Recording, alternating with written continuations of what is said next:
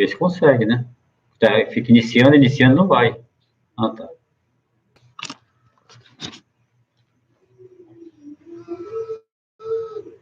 De volta. Já.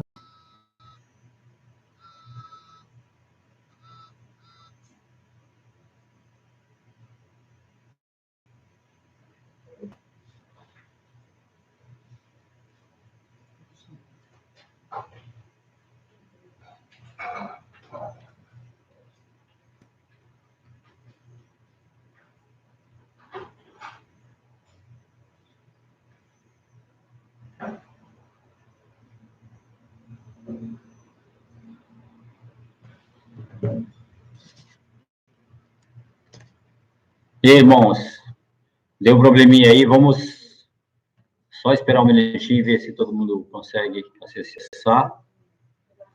E a gente já inicia. Um minutinho só, tá?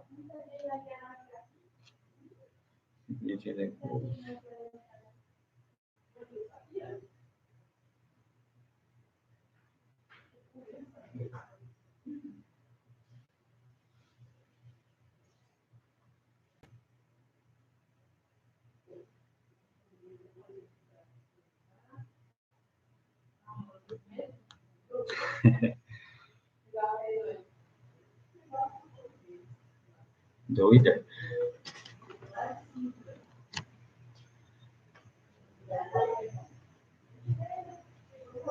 Não sei, a imagem para mim aqui não está muito boa. Como está para vocês aí, amados? Nós já vamos iniciar só para pegar esse feedback aí.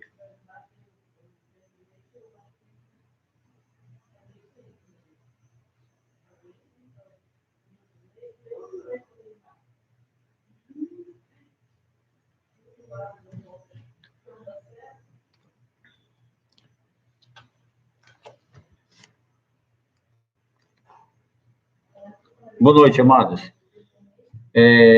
Nós queremos iniciar aí mais um tempinho juntos e desculpa aí o início, né? Foi um pouco tumultuado que o link saiu errado aí.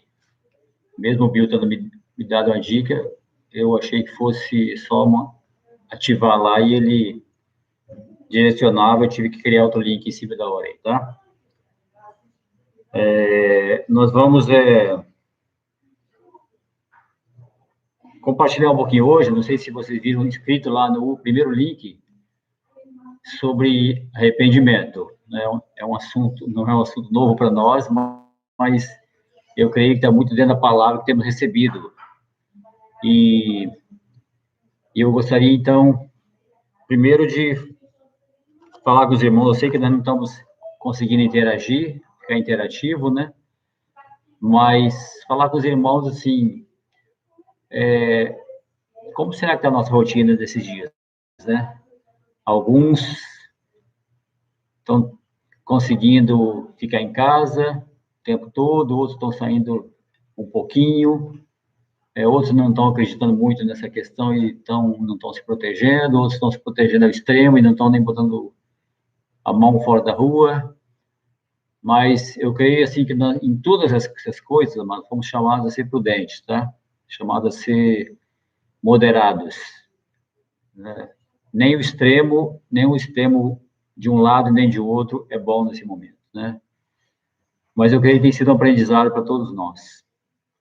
E eu creio que, no fundo, a gente tem que ver que todas as coisas cooperam para o nosso bem. A palavra diz isso aí. E aí nós temos que estar preparados para aproveitar essas oportunidades e desfrutar daquilo que Deus tem para nós nesse momento que nós estamos passando. Porque se todas as coisas cooperam para o bem daqueles que amam a Deus, isso que está acontecendo, com certeza, sem dúvida alguma, é para cooperar com o nosso bem, com o bem daqueles que amam a Deus, que somos nós. Amém? Hoje tem um versículo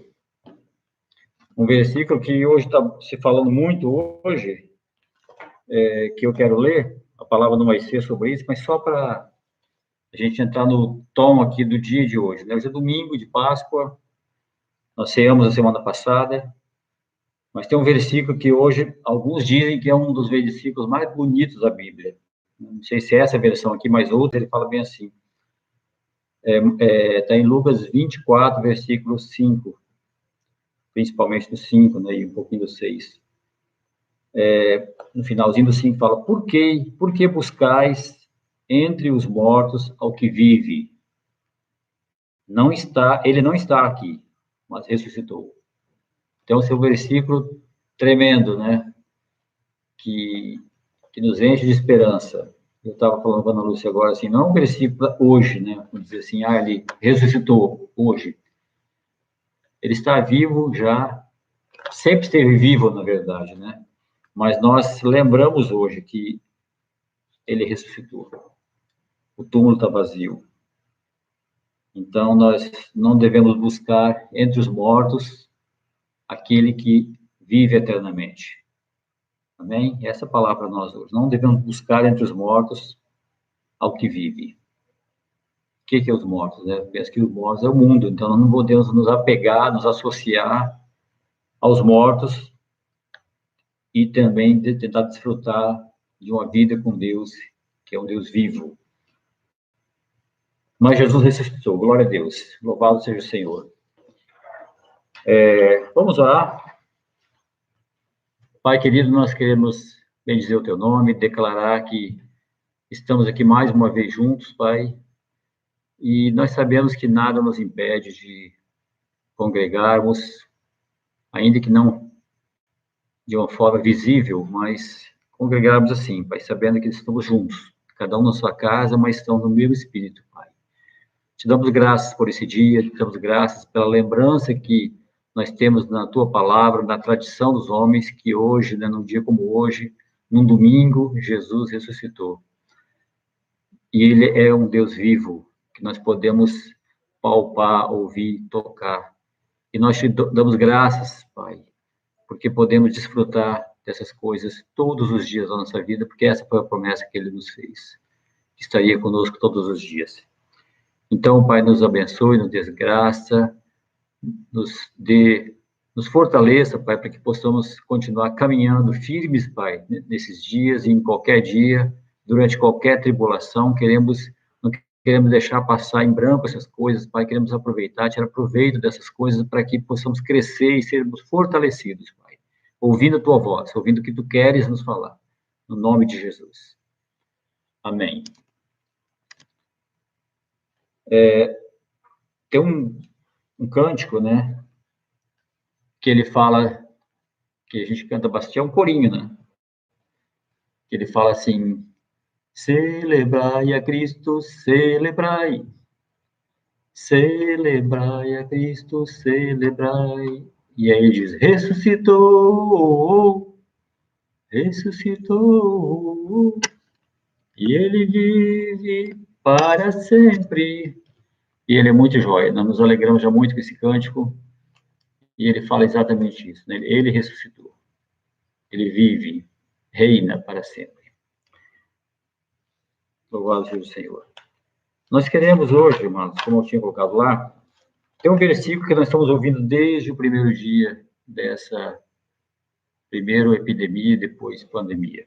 Desde o iniciozinho, que alguns profetas, alguns homens de Deus já falaram, e muitos testificaram, né? Eu só quero lembrar para pegar daqui e compartilhar o que Deus me falou para esse dia, né?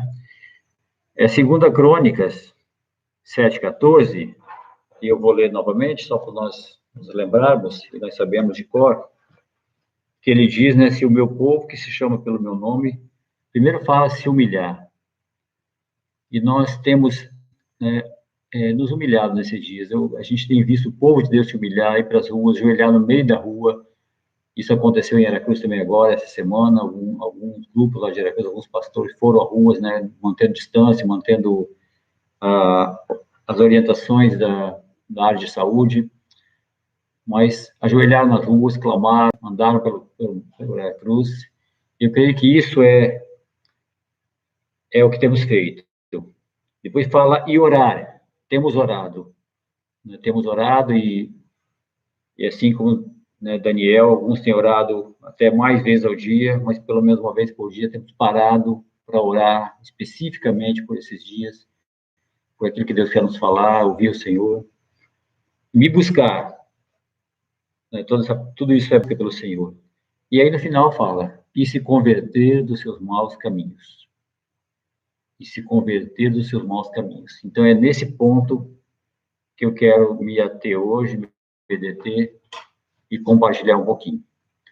Eu creio que muitas vezes a gente se condói, né, vem na nossa mente essas coisas, vem do coração, e nós ficamos, né, vamos dizer assim, comovidos com muitas dessas coisas, mas a conversão e abandonar os maus caminhos, muitas vezes não acontece. O povo de Deus acaba não abandonando os maus caminhos, né? Gera aquele temor por alguma situação, por alguma perseguição, por alguma tribulação, ora e espera Deus agir, mas aqui a palavra fala no final, e se converter dos seus maus caminhos. Isso faz parte do pacote da oração, do que Deus espera de nós. E aí ele fala, depois, então, depois de converter dos seus maus caminhos, então, eu ouvirei dos céus, perdoarei os seus pecados e sararei a sua terra. Então, amados, não é só se humilhar, orar e buscar, é se converter dos maus caminhos. E essa conversão não está falando aqui para a primeira conversão. Está falando para a conversão de maus caminhos, aqueles caminhos que ainda persistem em nos tirar da presença do Senhor.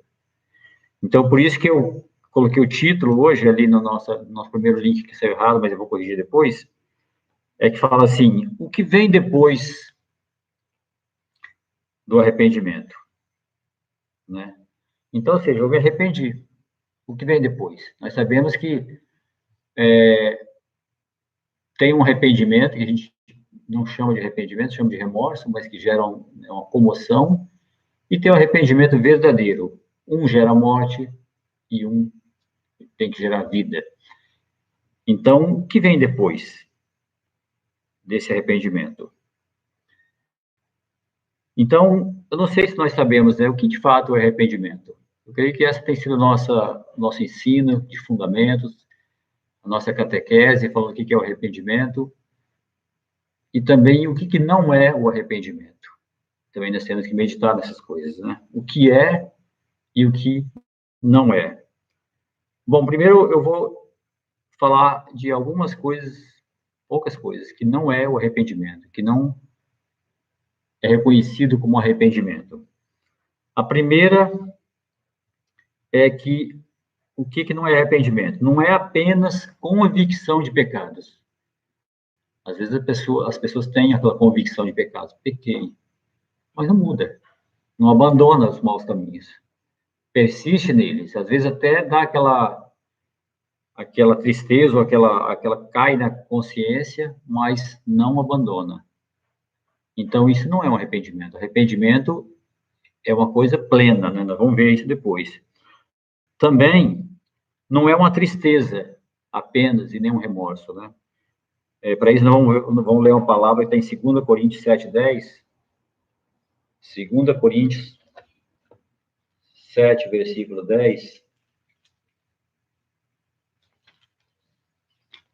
que fala, porque a tristeza, segundo Deus, produz arrependimento para a salvação, que a ninguém traz pesar, mas a tristeza do mundo produz morte. Então, que tristeza é essa, né? Que causou esse início de arrependimento, o que causou um início de mudança na sua mente? É uma tristeza que veio de Deus, que não te traz peso de remorso, ou uma tristeza que te leva a mudanças? Então, não é só uma tristeza que causa remorso ou um remorso. Também não é uma mudança parcial. Nós vamos ler aqui Mateus 23, 28, que fala um pouco sobre isso.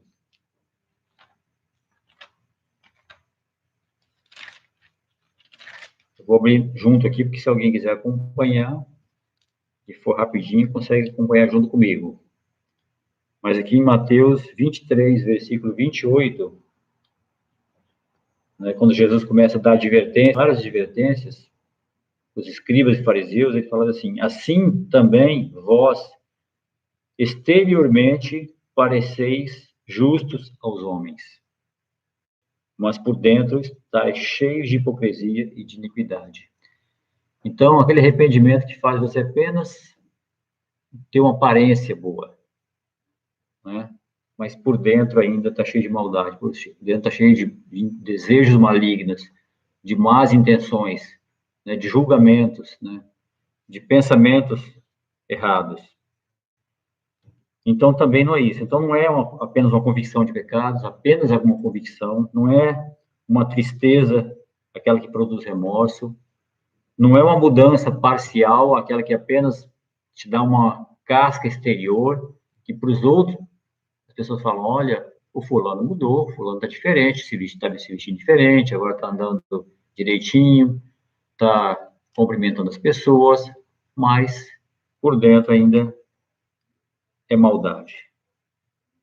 E a gente sabe que é de dentro do coração que brotam as maldades. E o quarto, está em Gálatas 6,13, não é apenas se portar de forma religiosa também, que é outra forma de hipocrisia. Gálatas 6,13.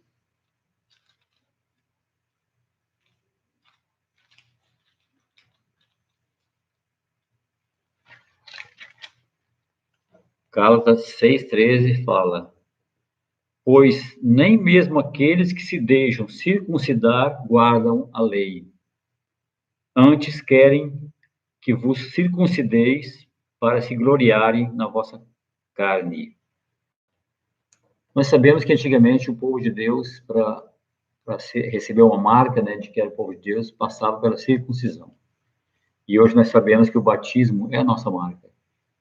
Então, o que nós estamos dizendo aqui é que ninguém quer que entre um pecador seco no batismo e saia um pecador molhado, ou seja, apenas fez um ato para tentar marcar uma entrada no reino de Deus, porque não é assim. Então, não é fazer uma circuncisão, circuncidar-se apenas para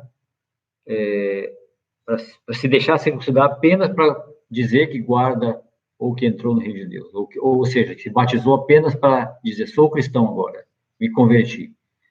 Então, são coisas assim que não são e que não se caracterizam como arrependimento, ok?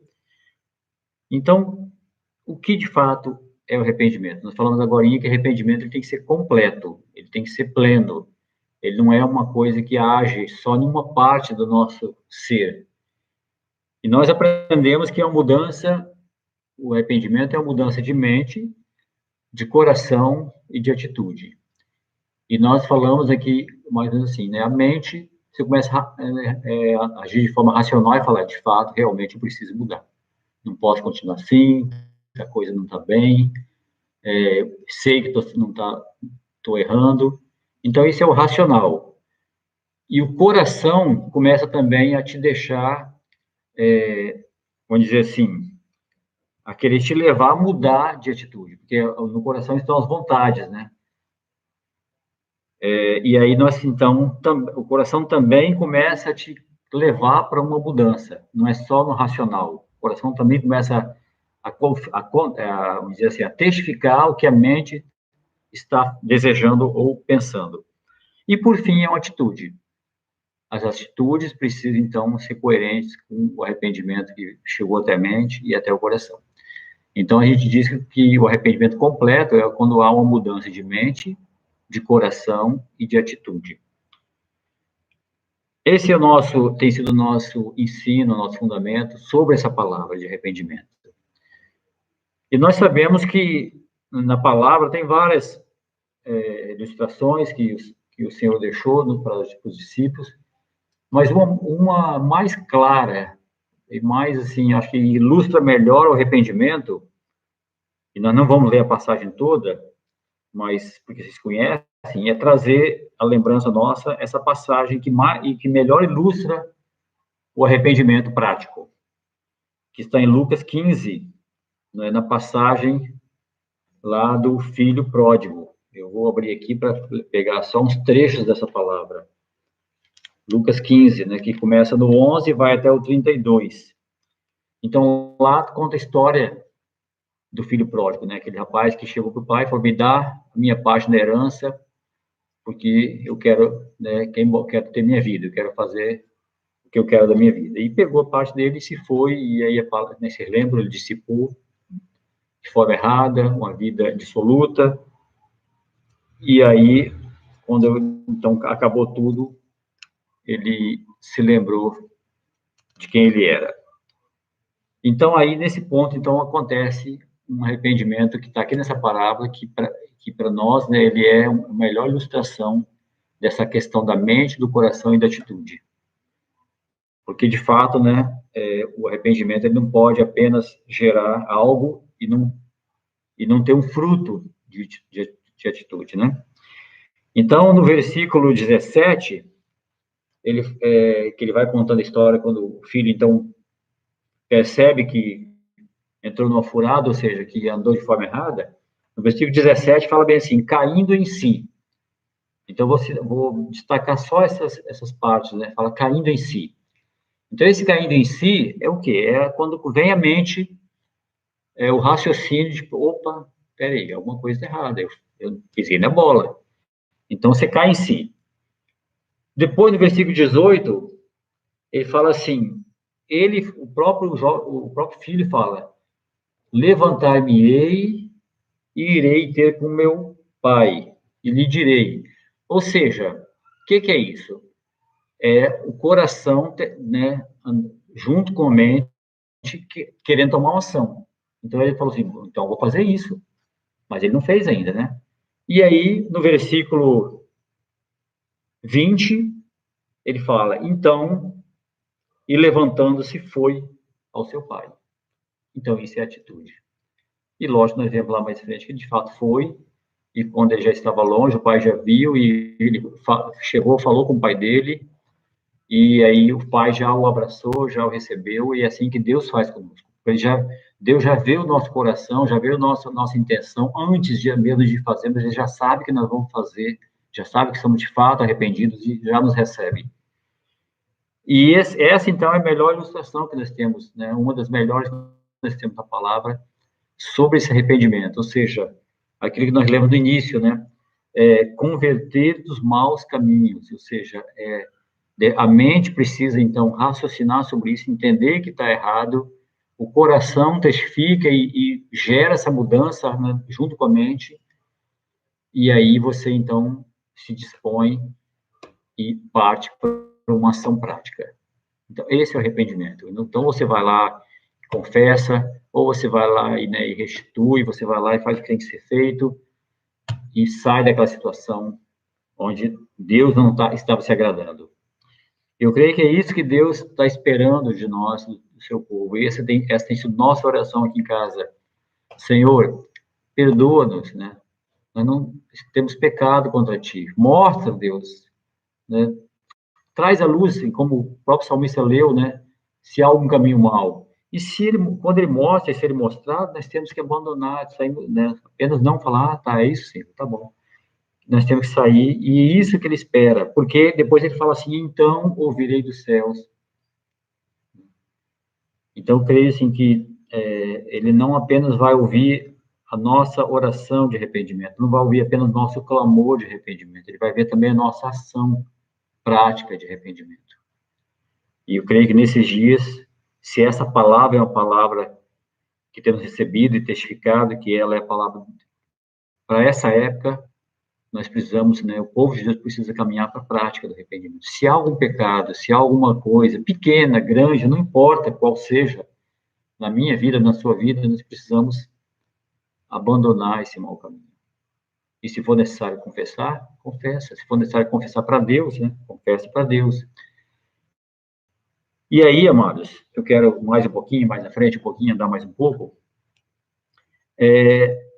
Vamos para algumas atitudes práticas agora também, né? Porque nós lemos aí uma parábola que o jovem rico, que Jesus citou sobre o jovem rico. Mas em Efésios, né, capítulo 4 e também o 5, mas vamos ler só alguns pontos aqui rapidinho.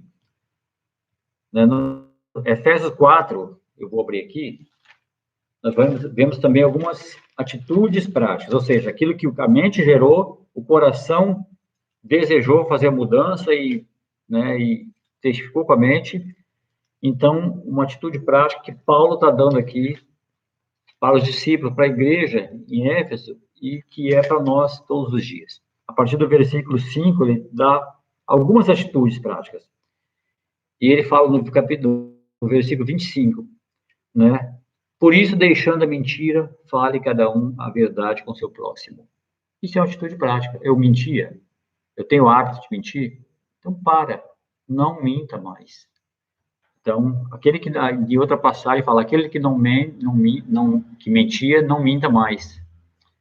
Né? Então, nós temos essa orientação, então, não mintais mais ao seu próximo, fale cada um a verdade. E se esse é o pecado, eu preciso pedir perdão para quem eu menti, para o meu próximo. Eu vou lá mentir para você, mentir para vocês. E peça perdão. Senhor, eu tenho sido mentiroso, me perdoe. Então, ou seja, se você corrige sua atitude perante Deus, perante as pessoas que você afetou. Isso são coisas práticas. Aí no versículo 26 ele fala, irai-vos e não pequeis, não põe o sol sobre a vossa ira, ou seja, não deixa a ira te levar ao pecado. Não deixa a ira fazer você pecar. Não é? A palavra nos chama a ter domínio próprio em relação à ira, em relação aos nossos sentimentos que podem nos levar ao pecado. Então, se você né, está com dificuldade de controlar o seu domínio próprio, por causa de ira, por causa de qualquer outra coisa, então exercita isso. Se você pecava, se a ira te levava ao pecado, não deixa mais. Você resiste, você renuncia, sofre o dano. E no versículo 28 fala, aquele que furtava, não furte mais. Não é? Não roubar mais. Ah, mas que palavra pesada para um discípulo. O discípulo não rouba, né? Será, né? Às vezes a gente pensa que roubar é entrar na casa de alguém e pegar alguma coisa. Mas tem muitas formas, né, de você se apropriar de coisas, de você, né, furtar, de você ser qualificado assim. Muitas coisas. Hoje, a forma mais básica, né? Desliga aí. A forma mais prática, básica, é você levar a, tipo assim, ser deixado corromper, ou se levar por uma coisa fácil para obter um ganho, não é? Ainda que você esteja usando um artifício da lei, uma brecha da lei, a gente sabe que a lei dos homens é falha, então muita gente entra nessas brechas para conseguir um benefício próprio, e às vezes você nem está precisando, mas é uma brechinha que você tem, você fala, todo mundo está fazendo isso, não tem nenhum problema, que está dando a lei. Eu fiquei sabendo que nesse benefício que o governo está dando, teve não sei quantos milhões de pessoas que entraram para obter, mas que não tinham o direito, porque não se encaixava, achando que o filtro pudesse deixar passar. Eu acho que muita gente conseguiu passar nesse filtro e recebeu indevidamente. Mas as pessoas vão assim, elas vão tentando. Isso é um roubo, porque você está tirando dinheiro que não é seu, que você não tem direito a ele. É só um exemplo.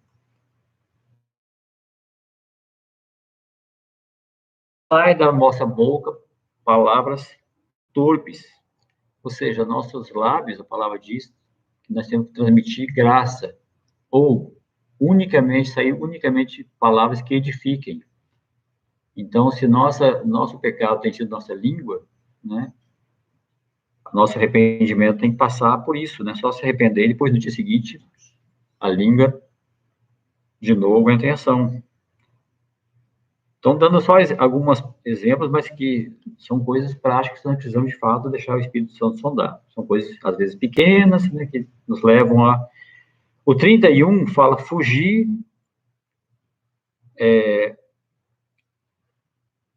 Não, deixa eu ler que é melhor aqui. Longe de vós toda amargura, cólera, ira e gritaria e blasfêmia, não é? Cólera, eu vou deixar aqui só no gritaria, né? Muitos de nós, às vezes, no nosso descontrole, elevamos a nossa voz com o marido, com mulher ou com filhos, e é gritaria, né? Dentro de casa. Efésios 4, 31, tô lendo. Gritaria, né? Malícia. Então, longe de vós, fugir dessas coisas. Não é? Eu preciso falar baixo. Às vezes, meu temperamento, ele me engana nessas coisas. Quando eu vejo, eu estou falando alto, eu estou com um tom de voz forte, né? E, às vezes, não é, eu não posso falar, não, é meu jeito. Mas o seu jeito, Deus quer também controlar. O Espírito Santo quer administrar, não quer tirar vamos dizer assim, o seu temperamento, mas ele quer trabalhar nele para que a gente transmita graça de uma forma, as palavras de uma forma graciosa. O versículo 32 fala para nós sermos uns para com os outros benignos, compassivos, ou seja, atenciosos uns com os outros. Entende, mas com todos. Eu sou atencioso com todos, eu sou bom com todos, ou eu faço acepção, né?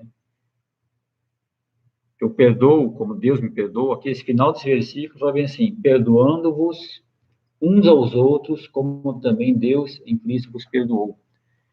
Eu estou encerrando um livro que o título de um dos capítulos é assim: perdão, você dá, você não dá, você não recebe. Então ele fala: perdão, você não dá, você não recebe. Não recebe de quem? De Deus. Então, se nós não perdoamos, amados, Deus não mente, não adianta se enganar, Ele não te perdoa também. Você não está sendo perdoado por Deus, não é por pessoas. Então, o que ele fala? Qual a chave para receber o perdão de Deus? Perdoar. Então, esse tem sido um pecado também no meio da igreja, que é a gente tolerar uma vida cheia de situações que não perdoou, que não perdoa,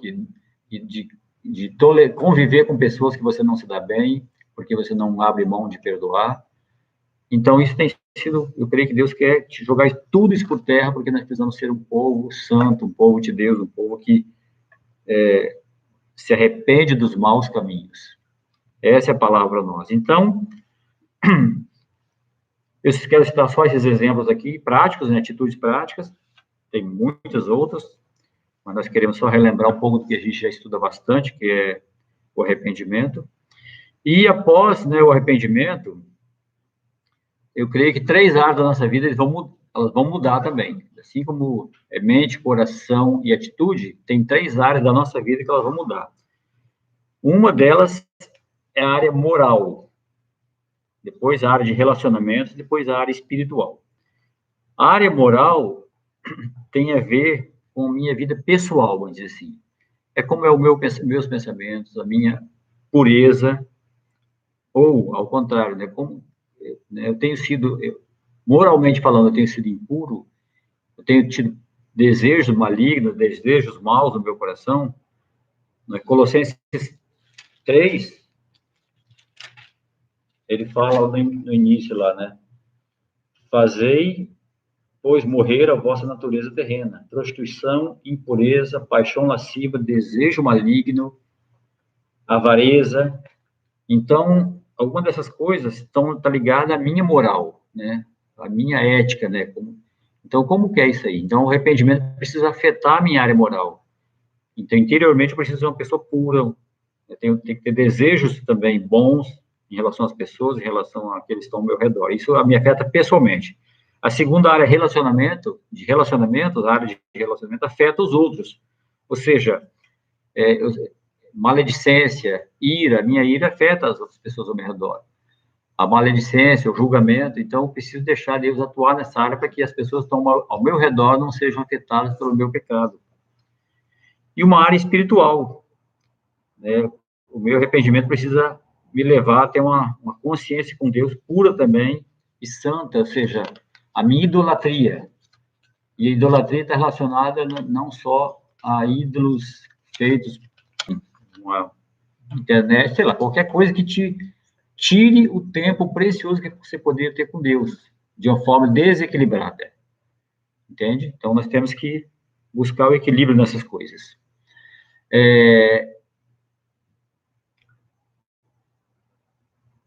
Frutos, para a gente, então, ir finalizando. Os frutos do arrependimento. Nós sabemos que o arrependimento, como falou João Batista, lá no início do livro de Lucas, do Evangelho de Lucas, ele falou produzir, pois, frutos de arrependimento. Então, nós entendemos que o arrependimento, ele gera frutos. Por isso que eu digo, né, se o arrependimento ficar na mente e no coração, e não sair, e não se transformar em atitude, dificilmente vai haver fruto. A não ser que seja um pecado seu, pessoal, de pensamentos maus, de fato, talvez Deus dá frutos, mas não vai ser fruto de repente visível para outras pessoas. Mas a maioria dos nossos pecados, das nossas faltas com o Senhor, eles estão relacionados ao nosso relacionamento, ao nosso convívio com as pessoas. Então, o arrependimento precisa gerar frutos na nossa vida. E aí, o primeiro fruto que ele gera, de imediato, visível, é a confissão de pecados. Ou seja, quando você entendeu tudo e fala, preciso me confessar, não é? E a palavra lá em Tiago, que até deve ser essa palavra que o Iel citou aí, ela traz esse fruto para nós, né? Ele fala assim, confessai, pois, os vossos pecados uns aos outros, e orai uns pelos outros para seres curados. Então, nós vemos que o pecado, ele cura. Então, o primeiro fruto é a confissão dos pecados. Então, Tiago 5,16 fala exatamente disso aí. Confessai, pois, os vossos pecados uns aos outros.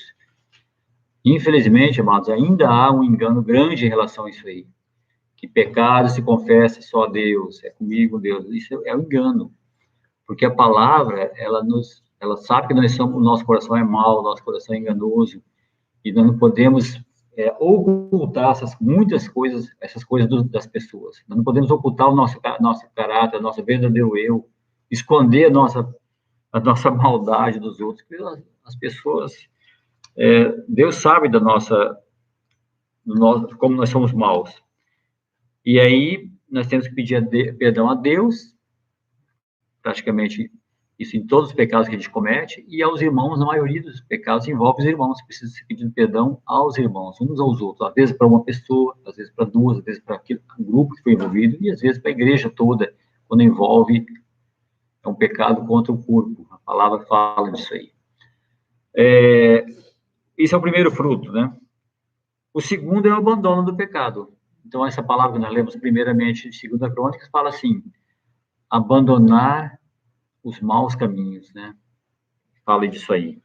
Ela fala de se converter dos maus caminhos. Converter é você pegar outro caminho. Ou seja, o mau caminho seu estava aqui, você pega um caminho bom.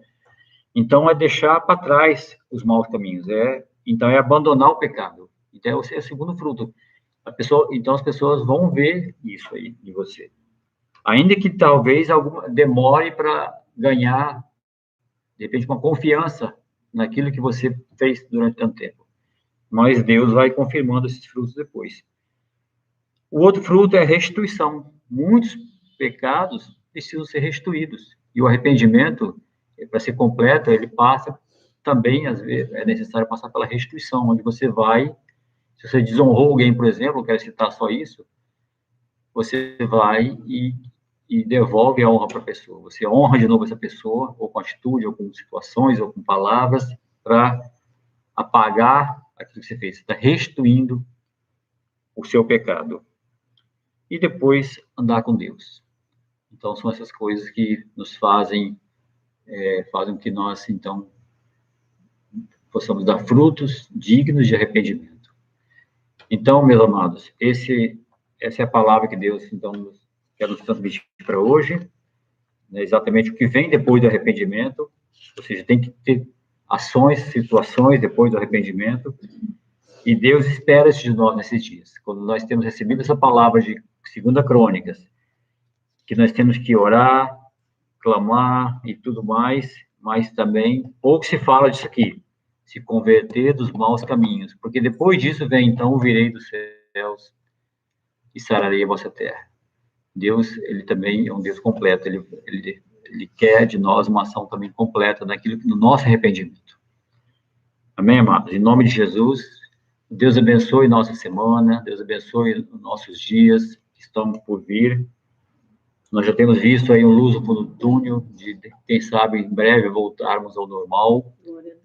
Mas vamos aguardar essas coisas, né, no tempo certo. Deus vai também testificar essas coisas no nosso coração. E nós queremos, então, agora, então, orar aqui ao Senhor e nos despedir dos irmãos, em nome de Jesus. Pai querido, nós te agradecemos pela tua palavra, que ela é viva, que ela é eficaz, e ela produz em nós vida, Pai. Obrigado, Senhor, porque o Senhor é um Deus que nos ama, mesmo com as nossas fraquezas, com nossos pecados, Pai, com a nossa infidelidade, o Senhor continua fiel. Obrigado, Pai querido. Venha, Pai, nos renovar, Pai, a tua misericórdia em nós, venha renovar a tua graça em nós, no nome de Jesus. Abençoa meus irmãos, abençoa cada casa, abençoa cada lar, Pai, que está participando conosco, aqueles que vão ainda ouvir depois, Senhor. Nós sabemos que o Senhor tem nos abençoado, tem nos guardado nas nossas casas, nas nossas famílias. Oramos, Pai, pela restauração da saúde do Fagner aqui, Deus querido. Obrigado, porque ele já está, Deus, na sua casa, está se recuperando. Deus, guarda aqueles também que possam estar sentindo qualquer tipo de enfermidade. Repreende todo mal, Deus, toda enfermidade do nosso meio, no nome de Jesus. Pai querido, nós oramos e agradecemos no nome de Jesus. Amém. Amém. Boa noite, amados. Um abração a todos.